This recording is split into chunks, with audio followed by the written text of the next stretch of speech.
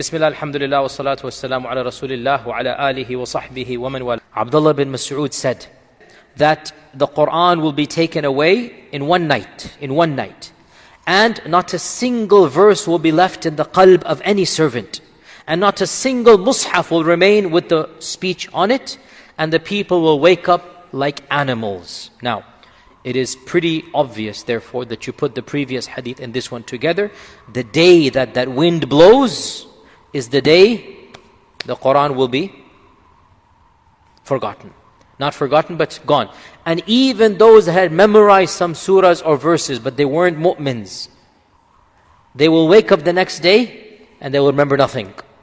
And the physical printed mushafs, they will become empty. Nothing will be there. What will happen to the kalima? Sahih Muslim, Anas ibn Malik said that the Prophet ﷺ said, لا تقوم الساعة حتى لا يقال في الأرض الله الله. This is Sahih Muslim. Qiyamah will not take place. Qiyamah will not take place until no one says on this earth, Allah, Allah. Hudayfa ibn Yaman saying it from the Prophet ﷺ, and Ibn Mas'ud also said it from himself. The two put together clearly shows this is an authentic thing. Okay? This is from Hudayfa ibn Yaman saying, I heard it from the Prophet ﷺ. The previous narrations, Ibn Mas'ud is just saying like it is. However, if you remember, what did we say? When a Sahabi says something about the knowledge of the unseen, what did we say? It becomes a hadith.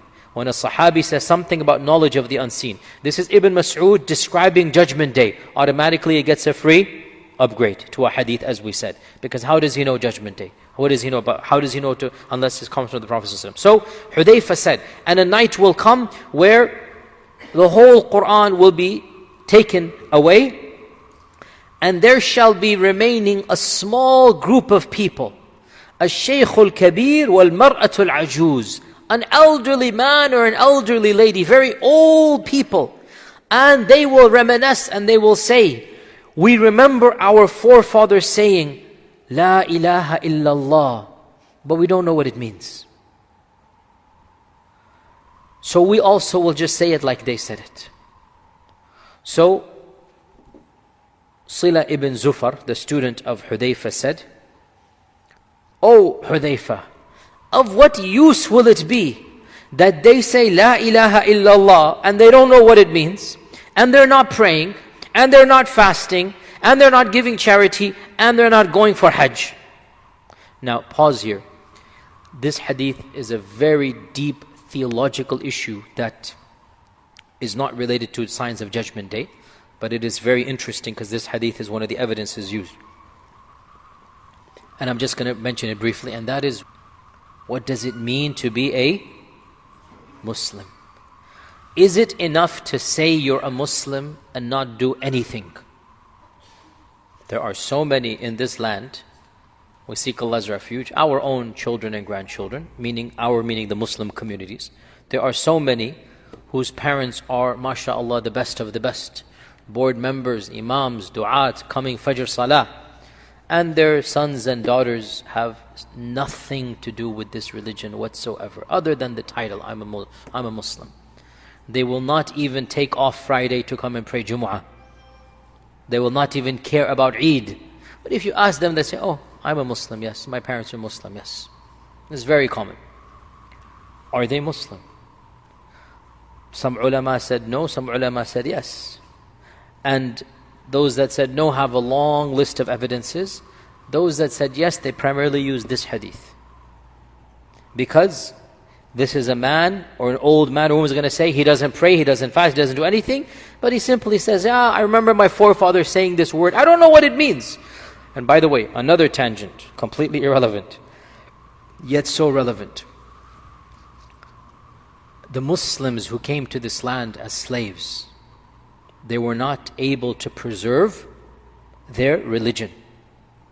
They were not able to preserve their Islam completely. Allahu Alam how many Muslims came, but they are in the tens of thousands in the very least. Think about that, by the way. In the tens of thousands, Muslims were brought here from West Africa, from the coasts of Africa, from what is now Senegal and these regions. They were brought here as slaves. We know so many of them. Ayyub ibn Sulaiman, we know. And Bilali, we know. We know them. We have pictures of them. We have handwritten documents in the Smithsonian. We still have Qur'ans that they wrote from memory. We still have them in this land. These were slaves that had memorized the Qur'an. Some of them were ulama. Some of them were princes. They came here. And interestingly enough, this is a complete tangent. Let me go into this tangent. It's not prepared, but it's very interesting. There was this slave owner back in the 1800s who came across a Muslim slave and appreciated the Islam of that slave and realized Muslims are educated, Muslims can manage finances, and Muslims are trustworthy. So he made it a point to purchase Muslim slaves. And he had a plantation off the coast of Georgia on an island called the Sapelo Islands. The Sapelo Islands is called. Okay? This is all history you should know. And so, on the Sapelo Islands, there was a large concentration of Muslim slaves, believe it or not. And they would establish the salah. They had a masjid, that is actually the first masjid of America. They celebrated Eid. How do we know this? Because the owners and the descendants of the owners kept diaries. And they talked about these Muslim slaves. And they mentioned that there was a festival in which they baked a particular cake that we now know it was the cake that Muslims would bake on Eid al-Fitr back home in Senegal or whatever. They would bake it on once a year and they would hand it out. This is in the Sapelo Islands. So this is in the 1860s, 1870s or so. Okay, obviously slavery is abolished, everything changes, whatnot. Okay, Sapelo Islands remains disconnected from the mainland. In the 1930s, Harvard University, or I should say Harvard, they sent a group of anthropologists to study the descendants of slaves. And they have a very, very extensive archive of audio-video material, because they wanted to preserve the accents, they wanted to preserve the heritage and video footage, not just in Sapelo, across America. It was a very, very well-researched project. And they went to the Sapelo Islands as well, obviously. And they interviewed the grandchildren of those people. They interviewed people in their 80s and 90s who have memories of their ancestors 3-4 generations ago. And what you read is mind-boggling. Of what you read, one of these people says, I remember I had an uncle so-and-so. Us kids would always make fun of him because he would go to one of the corner trees and fall flat on his face a few times a day. And another lady says, I had an aunt that she would always say phrases that would make us children laugh. And she said, I don't remember exactly, but it's something like, Ashmada gada, Ashmada gada, Ashhadu Allah. It begins Ashmada. That's what she remembers. This is in 1940. And she remembers one of her ancestors. She said, my aunt Henrietta, whatever, would always have something on her head. She said this. And she would always say these phrases that would make us kids laugh. And this is a lady in 90 years old. So go back, we're talking about 1860. And this is a lady now who came maybe in the 1830s. And she has a phrase that she is saying. Of course, these children are no longer Muslim. Islam is all gone, right? Obviously. But this hadith reminds us of that. That Islam is gone, but some phrase remains. So it's not just towards the end of times. Another interesting anecdote and story, and this happened with me, or I met the person.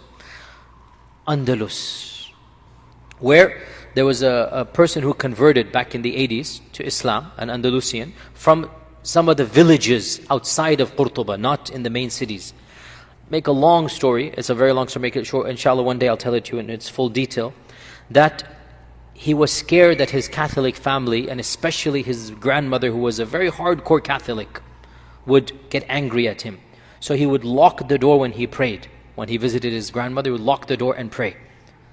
And one day he thought he locked the door and he didn't. sometimes you turn the key, and his grandmother opened the door and he was in sajda. And he panicked, but what are you going to do? And his grandmother sat down next to him and began to cry. And the man became flustered, like, what am I going to do now? What do I tell my grandmother, etc., etc. He said the salam, and then he consoled his grandmother. Grandmother, don't worry, I still love you, everything is fine, I'm normal, everything fine. And the grandmother said, no, I'm not crying because you converted to Islam. I'm crying because my grandmother told me that we are of those Muslim families, and to preserve Islam, at least in knowledge that we are Muslim. And I didn't do that. Like, we know we're from the Muslim descendants, but I didn't do that. And seeing you prostrate, and obviously it's a Muslim sign, we know what it is, right? It obviously put all of these emotions back into me.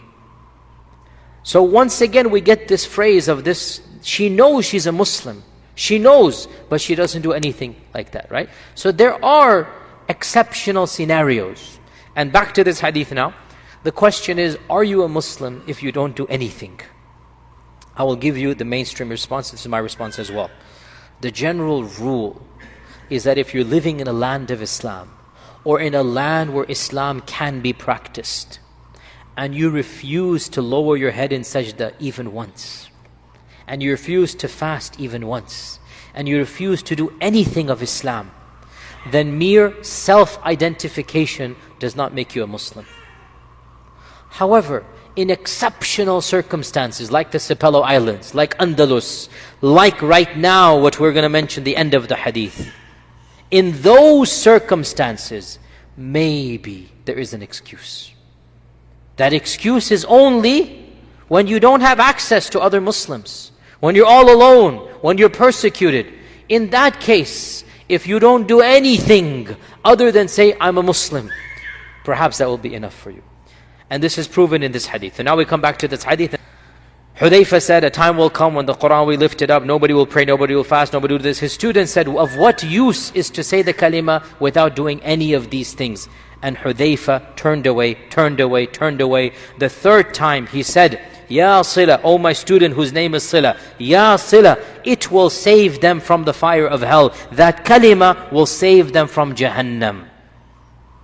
So when there's nothing left, perhaps identifying with Islam is all that is needed. But this is an exceptional situation and scenario. Now what this also shows, an elderly man will say, I remember my forefathers say La ilaha illallah, which means there shall be an entire generation that is raised after the wind of Yemen. There will be at least 40, 50, 60 years. And in that generation, the new generation that comes, maybe simply knowing there's something called Islam and wanting to be it could be their excuse. But the default will be, these people will be the worst of the worst. They will be animals or worse than animals, because there is no salah, there is no Quran, there is no kalima, there is no morality. They will live like animals, and we will come inshallah next week. Upon this generation shall be the actual trumpet, but there's still a few more signs that need to be mentioned before the coming of the actual trumpet.